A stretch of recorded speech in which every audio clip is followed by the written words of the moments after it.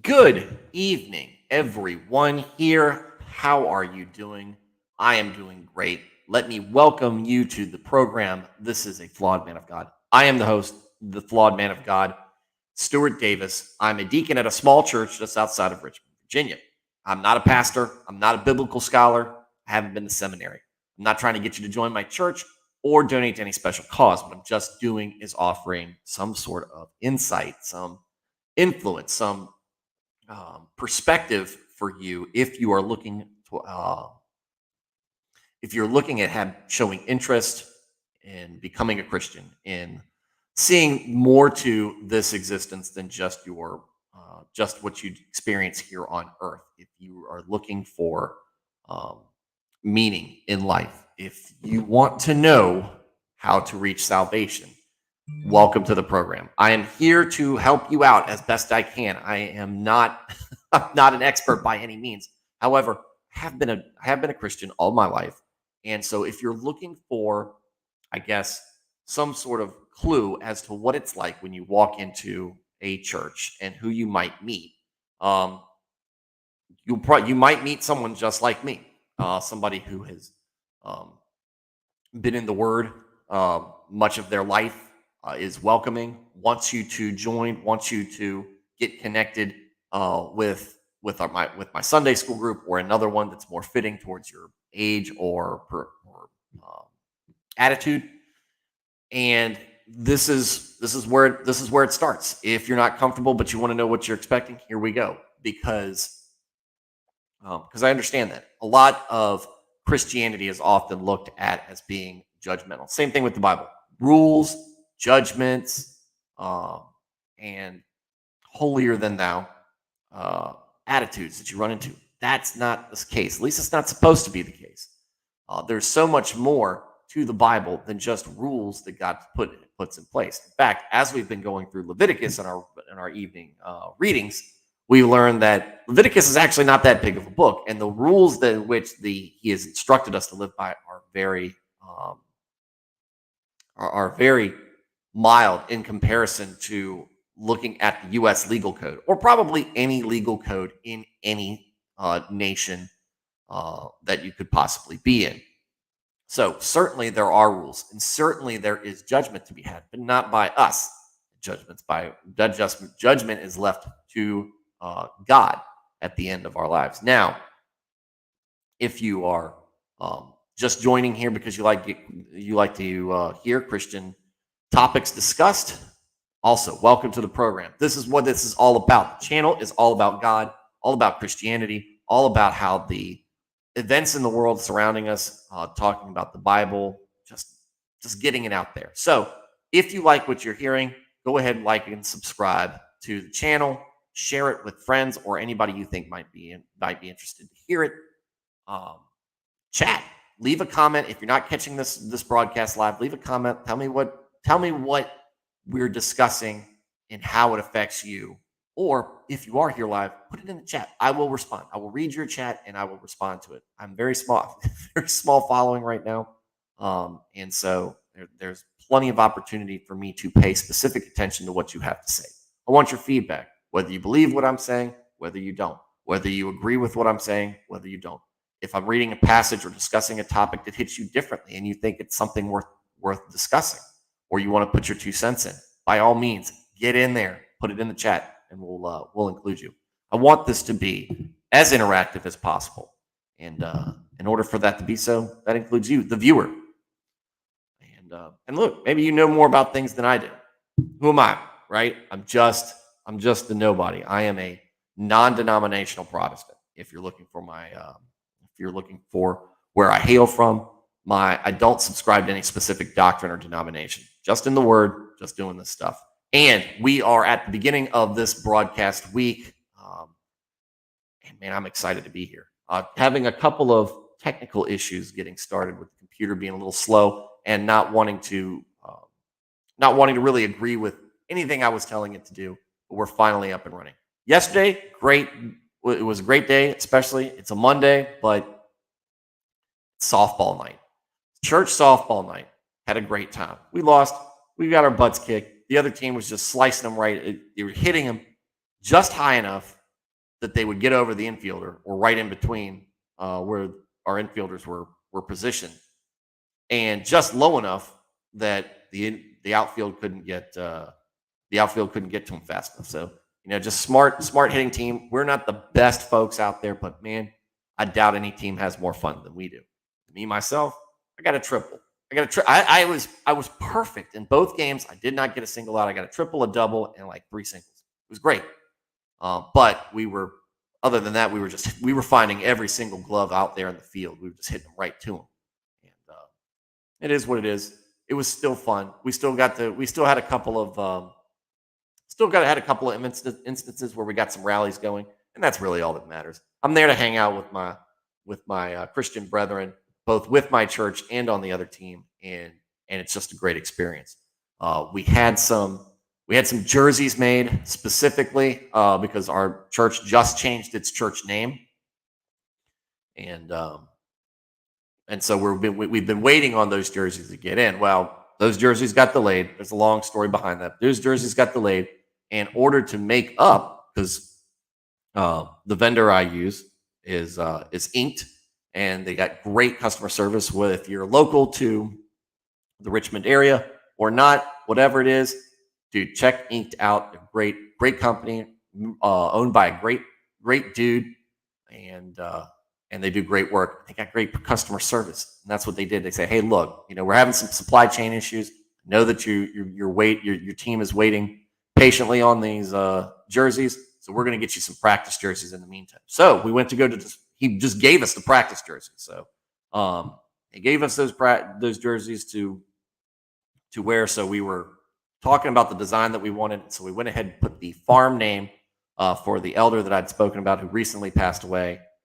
We put the name of his farm, his farm's logo, company logo, and his name in memory of Mr. Wayne Kirby,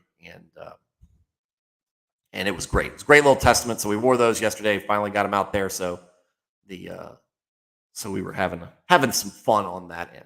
And like I said, I like streaming. I like doing these streams. I like doing these nightly things. But dude, I need to hang out with my real world real world bros, and that is always great and fulfilling. So we'll get into it tonight. We're only going to do one chapter tonight because just the way that Deuteronomy is shaping up, and Deuteronomy, again, I've said this in the other streams, Deuteronomy has been a look into it. This time going through it, I've gotten more out of it. I've been more impressed with what this book actually represents than I ever have before.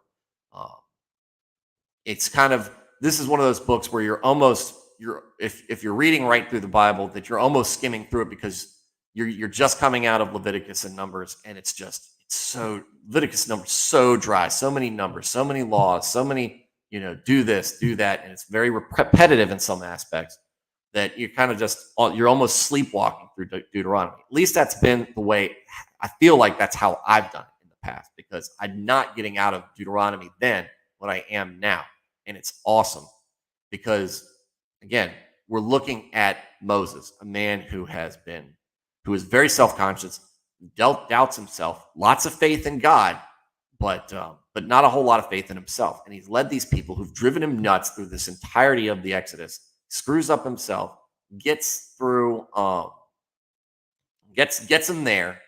He's not going to be able to go into the promised land. So he's giving him one last speech, basically, but like, hey, just, remember your roots, remember where you came from, remember that God put you here, remember the rules God gave you, remember the love that he's shown you, remember all the signs, remember to have faith in him. He's here to help you.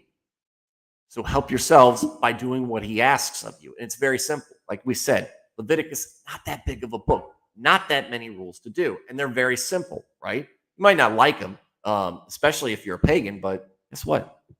That's not here for pagans. He's here for you to convert. Of course, in this case, we're just talking about the Israelites at the time. But again, foreigners who are honoring God's wishes are blessed and are to be treated in kind. However, if you're worshiping false gods, which we'll get into shortly,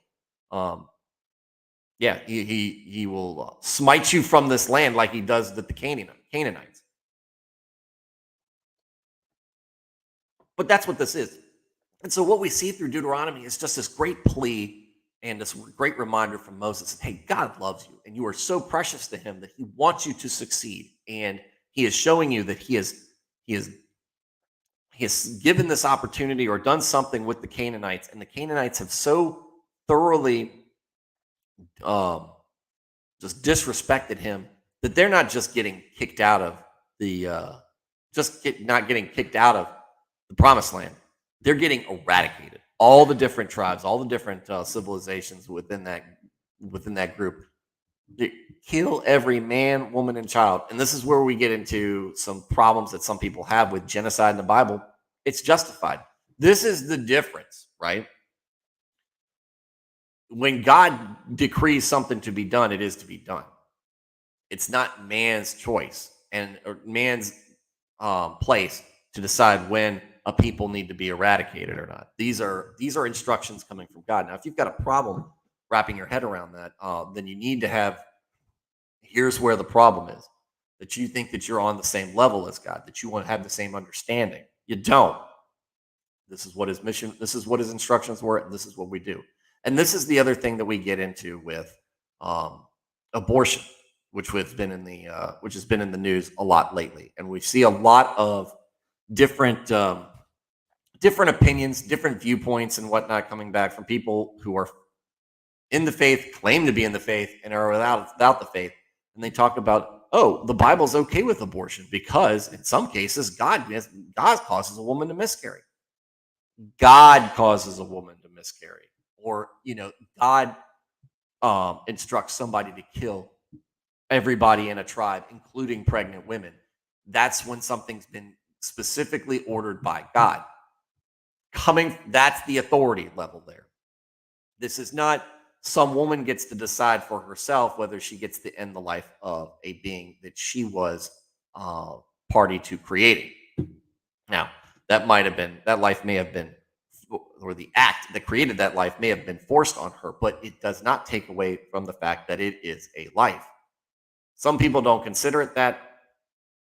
Sorry about what you say, but biblically, there really isn't any wiggle room on this. You have to really go through some mental gymnastics to make it look like anything other than what it is. And there's a really good meme about it, and I'll probably bring it up when Eric is on our show next Tuesday. So a week from today, Eric will be back on the program, and I'm sure we'll have more in the line of that. But again, we're talking about. I got really off topic on that.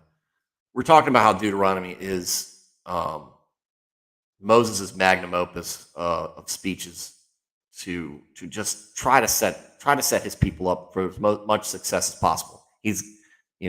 God has selected Joshua, so we already know he's got a great guy that's going to lead them away. So the succession is good, but is the attitude from these folks going to be the correct one? It's not. At least for some of them, it's not. And a generation or two after this, it's really going to start to go get out of hand. But he does his best. He does his best, and I'm sure that his words reached some people. I'm sure that his words reach some people, and they are able to live righteous lives. But it doesn't reach everybody, and that's kind of the world that we have to live around. The same world the righteous Israelites had to live around, where the people around them were doing the wrong thing, choosing to do the wrong thing, give up belief in God, or just not care about what He has to say. We live around this every single day, and it's a difficult thing to do. But nobody said it was going to be easy. What's easy is the fact that we have salvation. Salvation is easy because Christ did it for us. But living a righteous life is not easy, and you're going to screw up, and in many ways you're going to fail, and you're going to get down on yourself, and then but you can't get too down on yourself. That's when the community of Christianity comes into play. Help pick you up, help get that dust off of you, and get you headed right in the right direction again, because we're all falling off. We're all falling off that wagon of righteousness. Just get here to help each other get back on it. So, with no further ado, we're going to talk about something. Like I said, Deuteronomy, it's only going to be on one topic tonight because the next one gets into food. And I figure worshiping other gods and then getting into food law, it's too far apart. So here we are. I'm using Bible Gateway. Use Bible Gateway. It's the best one I've come across app. There's an app on the phone. It's very easy to use. Lots of different translations, so you can get one that kind of makes the most sense to you. Their website is awesome. I'm using it right now. It was giving me some problems the other day, but I figured it out. So here we are tonight. Deuteronomy 13, worshiping other gods. If a prophet or one who foretells by dreams appears among you and announces to you a sign or wonder, and if the sign or wonder spoken of takes place, and the prophet says, "Let us follow other gods, gods you have not known, and let us worship them," you must not listen to the words of that prophet or dreamer. The Lord your God is testing you to find out whether you love him with all your heart and with all your soul. It is the Lord your God you must follow, and him you must revere. Keep his commandments and obey him, serve him, and hold fast to him. That prophet or dreamer must be put to death for inciting rebellion against the Lord your God, who brought you out of Egypt and redeemed you from the land of slavery. That prophet or dreamer tried to turn you from the way the Lord your God commanded you to follow. You must purge the evil from among you. All right, so we're talking about we're talking about false gods. And the first thing we get here is God talking about somebody coming and enticing you to not believe, not worship God. So we're not talking about a faith issue in this case. We're not talking about a faith. How did I do that? We're not talking about a faith issue in this case. We're talking about an obedience issue here.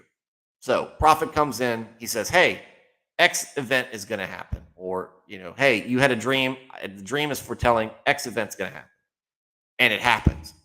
So now we're like, okay, we know this guy's legit, or at least he's incredibly lucky. But then he follows it up with, "Hey, I did a good job doing that prophesying. Why don't you worship this other God with me?" You're not supposed to listen. While you might be tempted, "Ooh, that's cool, nice magic trick. Let's go do what he's doing." It's not. It's a test from God. Call it undercover boss. Call it God making a deal with having an agreement with Satan, just like in the book of Job. Call it what you will. You're not supposed to do it. Whether he's testing you or not, it doesn't matter. That's wrong. It's in the 10 Commandments. We've already established this. Do not worship other gods. Do not fall in line with that. But not only that, you're supposed to put him to death for inciting rebellion against the Lord your God. What is he doing? He's doing precisely that. If he's saying, "Hey guys, I'm trying to seduce you to the dark side," that's a rebellion. That's trying to get people to turn away from God and rebel against his word. One of the 10 Commandments. Which 10 Commandment? The very first one that is listed. And if you need to know, if you need a reminder, go back and find them right here. "You shall have no other gods before me." That one. Boom. Put it in blue. "You shall have no other gods before me." Pretty cut and dry. Pretty cut and dry there. So, this will happen, and we see this stuff happen today. Now, it hasn't changed, right? It's a little bit different, maybe, than how it was back then. We don't even look for signs. We just look for what's cool. The really cool one right now is people doing the Norse mythology. They're bringing back, worshiping Thor and Odin and all that crap. "Oh, I'm a Viking at heart." Shut up. Just get out of here. It's stupid. It's stupid. Norse mythology has been dead forever. Stop being a hipster about it and just nobody cares. It's not It's not. You're not going to will that into being a thing again. And you're not a Viking. None of the things that you're doing are very Viking like. You're not going to Valhalla. You're not going out going to Valhalla. You're not going pillaging and war and warmongering in a longboat and terrorizing the coasts of Europe or anywhere. You're not doing any of those things. You just think it's cool and you watch a TV show. Lauren says, but they're woke.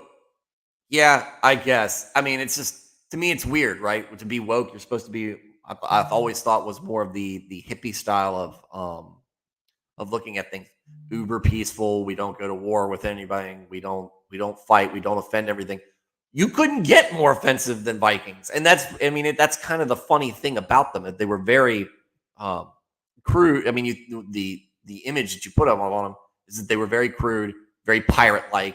They didn't care who you were. They were there to conquer, to raid you, get your resources, and maybe get you as a slave or whatever, and take it back home with them. It was part of their lore, part of everything. Wasn't a very healthy thing for them. But when you're living up and it's cold all the time, maybe they're just grumpy. But again, I don't understand it.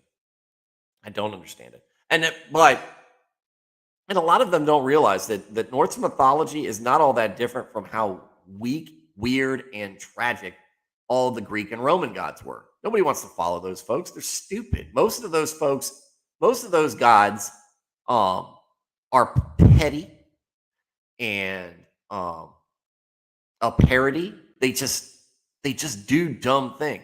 It's not like you don't have somebody creating the entire universe and looking upon it benevolently and lovingly and creating these things in beings in his image and putting them there and saying, hey, I want you to do this stuff and I've created this paradise for you and all this other stuff.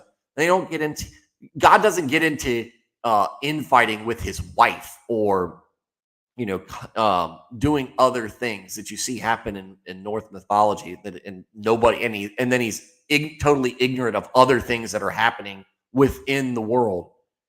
It's not there. And like I said, I guess that's maybe why people don't gravitate towards that. But they think that that Norse mythology is different. It's not really all that different.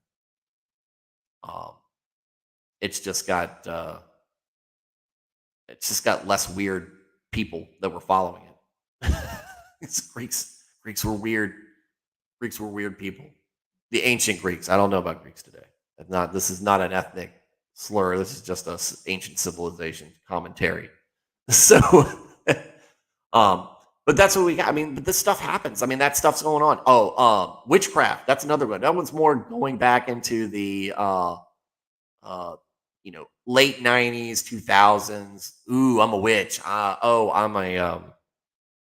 Wiccan. Oh, I'm a tree person. I'm a druid. I'm all this other stuff. Nobody cares. That that's right there. It's just say you're a hippie. Just say you don't believe. Just say you're an atheist and you're a naturalist or whatever the heck you want to come across as.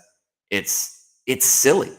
It's silly. And I know people who think they can who get into the magic practicing arts of things, and it gets really weird. It gets really weird really fast. So this stuff goes on. And so many times, it comes from a book or a television show, because that's how people are easily swayed by the media that they consume. Really just leading them into places of ruin. It's just like, oh, I'm watched Twilight. I read the Twilight books. I'm a vampire now. Or, oh, I saw The Craft back when I was in high school. I'm a witch now. Or, oh, I watch Vikings. I'm going to be a Viking now. You're full of cringe. That's all it is. That's all you are. It's full of cringe and full of apostasy or full of worshiping false gods. And that's what that said. So we could put, wouldn't go well. I'm sorry. It would not go well for Hollywood today as it would be back in the time of Moses. Phineas would be sharpening his spears, his many spears for all that stuff that goes on. If your very own brother or your son or daughter or the wife you love or your closest friend secretly entices you to say, let's go and worship other gods, gods that neither you nor your ancestors have known, gods of the peoples around you, whether near or far, from one end of the land to the other, do not yield to them or listen to them. Show them no pity. Do not spare them or shield them. You must certainly put them to death. Your hand must be the fist. Your fan must be the first in putting them to death, and then the hands of all the people. Stone them to death because they tried to turn you away from the Lord your God, who brought you out of Egypt, out of the land of slavery. Then all of Israel will hear and be afraid, and no one among you will do such an evil thing again. That's the idea. That's the idea, I guess. But again, we find out as we read through the Old Testament that this is not going to be the case. I'm sure that this goes on. I'm sure that much of this goes on. However, it's not going to be the case. All it takes is a few people doing the wrong thing. It spreads. It spreads like a disease because of apathy, because of faithlessness, because of being bored, because of whatever. This is what you see happen. And so we see this thing where, look, if you have somebody close to you that you love, best friend, kid, one of your kids, one of your parents, well, he doesn't say parent, son or daughter, or your wife tries to entice you to be like, hey, it's like a drug dealer, right? Hey, you want to try some of this, you want to try some of this Baal? You want to try some of this Molech? I got some right here. Stone them to death. That's a little bit, obviously we don't do things like that now. Here's a big difference. We'll get us with taking Christ's sacrifice and the new covenant aside. Here's another reason why the punishment is severe. The Israelites have been traveling in the presence of God, a very real, tangible presence of God. They have seen him work miracles in front of their very eyes. They have been witness to a great many deeds done by God, which is why he talks to them and he reminds them all this time, who you Lord your God, who brought you out of Egypt and redeemed you from the land of slavery, reminding, look, this is where you came from. How did you get here? I got you here. I was the one who saved you. I'm the one who selected you and set y'all aside and decided that you guys are going to be righteous and get this promised land. They have been trying all of this. They've been right there for it. Again, it takes much less faith when you see that stuff happen right before your very eyes. So if you're so faithless and so foolish as to let and fickle as to let somebody do you in on your faith like that, there's no quarter for you. You have to go and make an example. And like we said, make an example. We make an example of you and people will be less inclined, right? Because obviously all the blessings that I've given you as God has not been enough. So now we're going to go from, just count your blessings and look at all the good things that have happened to you to, okay, well, if you do this, you're going to die. You're going to be killed by the people who love you the most. And I'm sure that they will be brokenhearted when they have to do that. That is such a tough thing, especially your own son or daughter, your very own brother. We talk about God, how much he loves us as we are his kids. He's not asking us to do something he hasn't already done before. And we've read about it. It is extreme. It's such an extreme act. But, you'd have to think it's where they are and in time it's an extreme time. It's a time where they have been right there. You get to see the tangible existence of God. This is so little. There's so actual little faith involved in it the way we have to involve in it. We are thousands of years removed from all of this. We are showing faith in Christ, and and the signs that we see daily that are, you know, just too real to be coincidental, too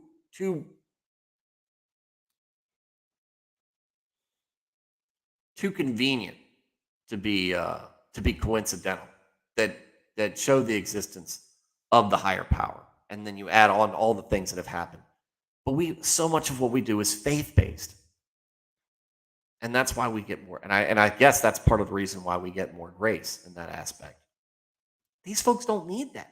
These don't. It reminds me, great movie. I know it's not it's not real Christian canon, but the movie Constantine with Keanu Reeves. It's from the early 2000s, I think. Very early 2000s, I think.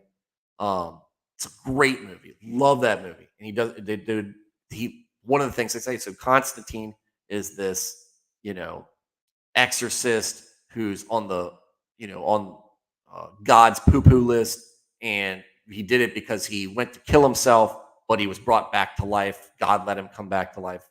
But he was still kind of damned in a way. And this is all surrounding, I guess, because it's a comic book, but they made it into a movie. But the whole surrounding was he was still damned because he just believe. You don't have to believe in God. You've been there. You've seen God. You've seen hell. All this stuff exists. So your faith, you're not being judged on your faith because you already know. Like you're in on the secret, right? You've been let in and be like, hey, look, it's real. You don't need any. He doesn't need any of that faith. And I always thought that was an interesting aspect of things. And to me, I equate a lot of what the Israelites experience, especially through the Exodus, as to something similar than that. They saw it. They saw the pillar of fire in the sky. They saw the smoke during the day. They saw all the things. They saw the meeting on Mount Sinai. They heard the voice of God. They ate the manna from heaven. They all those things. They saw the water come from the spring. All of that stuff. After the parting of the Red Sea, which is to me, it was almost the singular biggest event to happen when you see a guy literally part a ginormous body of water in half so that you could walk through it and then crush your enemies behind you. It's an extreme time. And Laura said that's extreme accountability. It is. But they were blessed. They were so blessed. And what they were doing, the gift that they were being given was so great and precious that it was just like, look, this isn't just me giving you a gift. This is me giving you a gift and your kids a gift and your whole line and your whole civilization. This is a gift to them. And in order to keep it nice, this is how you have to act. Because if you don't act this way, you're going to end up being like the Canaanites. And so if you see somebody who's out of hand, who's already shown that they're not going to be able to deal with it, got to get rid of them. You got to get rid of them. He's already done it. He killed Aaron's kids, his two sons, for screwing around during the ceremony, during the sacrificial ceremony. You got to do it. You got to pick up that rock. He's done it, and you have to be expanded. You have to be expected to do it as well.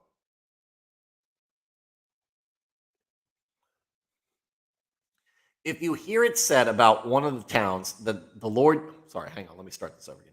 If you hear it said about one of the towns the Lord your God is giving you to live in, that troublemakers have arisen among you and have led the people of their town astray, saying, let us go and worship other gods you have not known.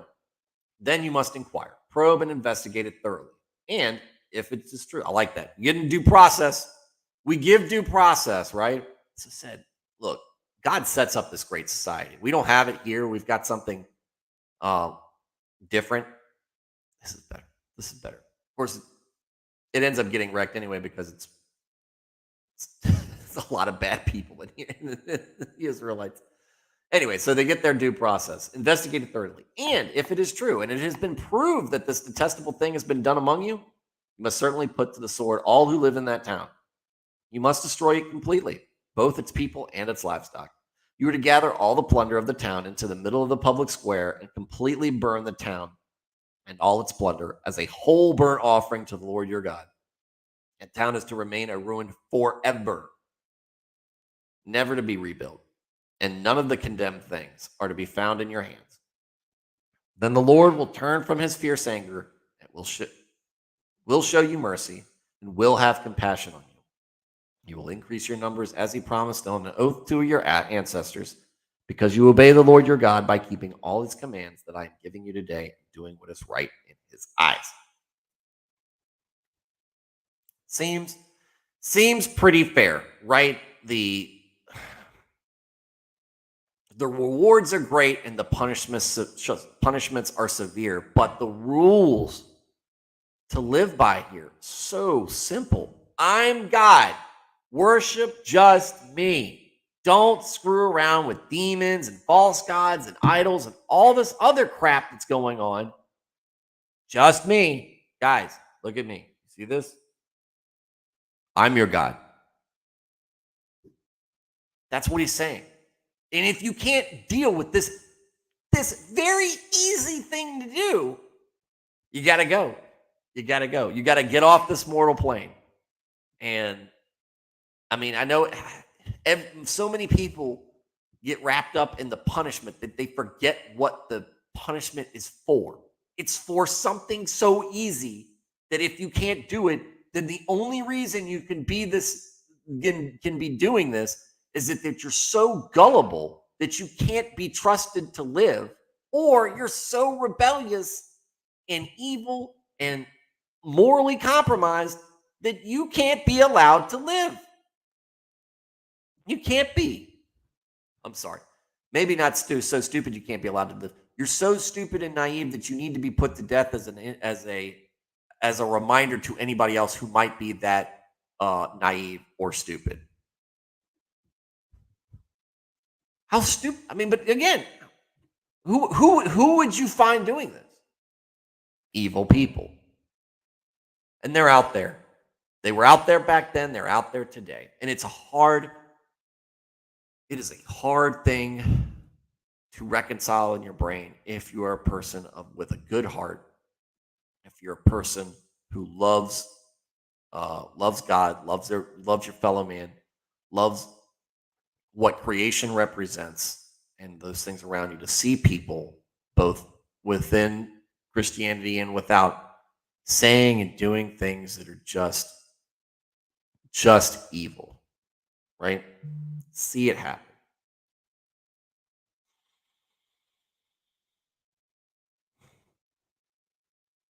And we've been seeing a lot of it lately. I mean, you knew it was going to come out with the new Supreme Court revelations and everything.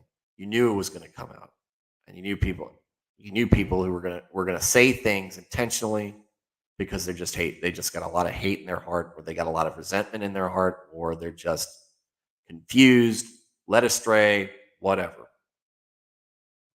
Got to pray for them. Got to pray for them. We got to pray for them because we want them to stop, right? You're never too far gone. You're never too far gone. Paul did awful things when he was Saul. He was doing terrible things to Christians. People spreading the word. Unfortunately, this world is becoming more corrupt and evil by the day. More so than I think it has been in recent memory. But I can't imagine. Well, I take that back. I don't know. But my impressions of Rome at the time was that place was just an absolute moral disaster. They were very, as far as a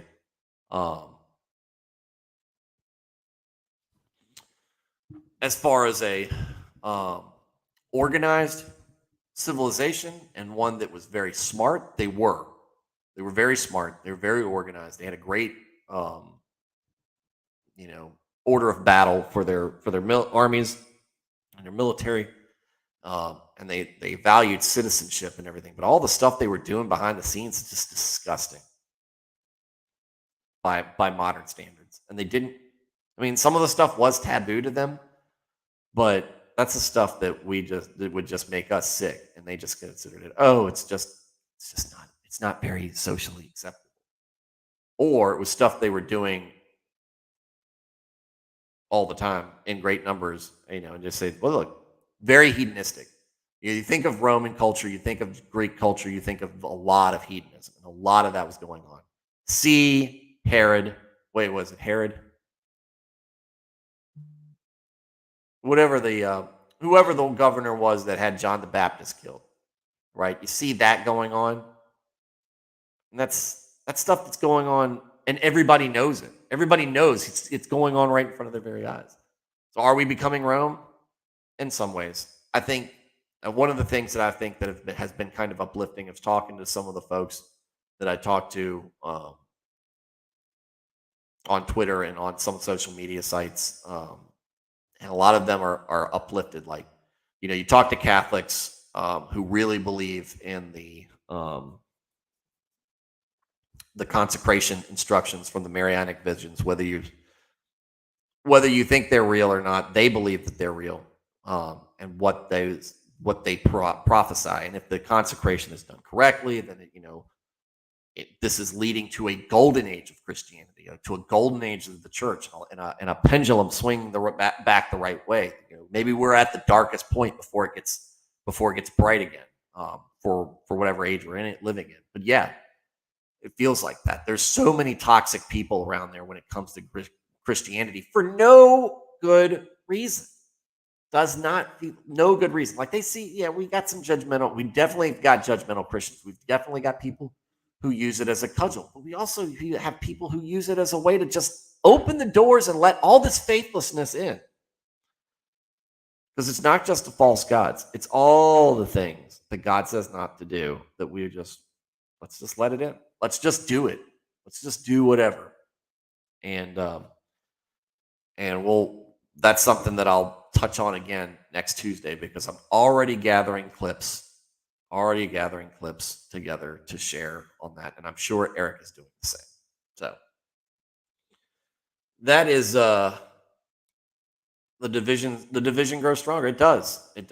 I mean, and that's a cultural thing past just a religious one. I think we see a lot of division culturally between folks in cities and folks in counties. The cities versus the counties, right? The folks in the suburbs and out in the rural area versus folks who are more metropolitan culture. And that's not to say that you don't find Christians, you don't find righteous people in cities. It's just politically we are very divided. Ethically, I feel like we're the alignment is different from between people who believe and people who don't. And the people who don't, whether they say they do or not, are more willing to compromise those values if it means making people happy, making people less stressed, making people feel like things are fair. But life is none of those things, and neither is the Bible in the way that people think is fair a lot of times.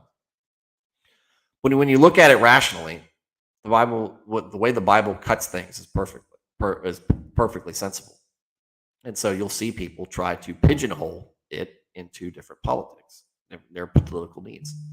That's on the right and the left. So, anyways. So that's going to, we finished this. So we finished this passage. So that's what we'll do for the night. I knew that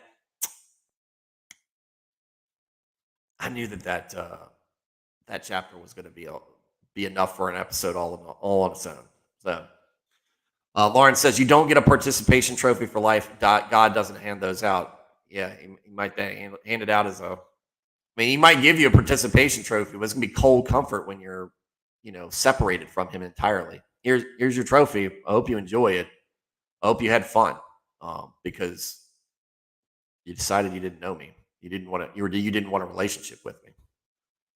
You'd rather have a relationship with the things that you wanted to do, that you knew or were told were not right. But you didn't want to listen. So All right. Again, if you like what you're hearing here, like, subscribe to the channel, leave a comment. You like Lauren? Lauren's leaving a comment. She's doing it on Facebook. You can do it on Facebook. You can do it on Twitter. You can do it on.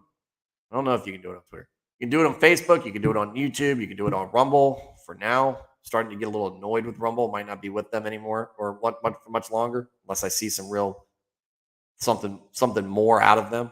But YouTube, Facebook, Twitter. I'm on Instagram. I'm on Twitter. I'm on YouTube. I'm on Facebook. A Flawed Man of God. Spaced out. A Flawed Man of God. It's not all one thing. Flawed Man of God. You can find me on Twitter at Flawed Man of God. Obviously, there aren't spaces in that, but find me on Facebook. Join the group, dude. Share your story. Share what Christianity means to you. Share what you think. You think I'm talking about, how it relates to you, how is it impacting you? Not necessarily that I've had an impact, but what I'm discussing, how it has impacted you. It'll be cool. It'll be cool. And hopefully as I can get this community rolling, because we've had some great guests. I've got a bump in subscribers, but and followers, but still real small, and I'm trying to have more.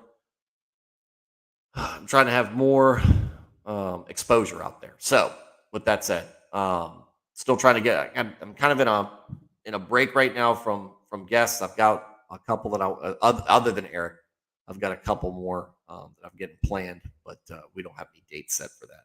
And we've got to reschedule the one with me, Raph, Eric, and Nick, and maybe I can get Nick in here for another sooner for a discussion on abortion, because he does a really good job explaining it. Does a really good job giving the case for it. So anyway, with that said, everybody, it's Tuesday. We got a lot of week left. All right, make it work for you. Do well, and be here tomorrow night. I'll be on here tomorrow night. Next week's going to be iffy. I got a lot of stuff going on next week, so I don't know how much I'll be streaming, but as much as I can, I will. With that said, everybody have a very good night. Good night, and God bless.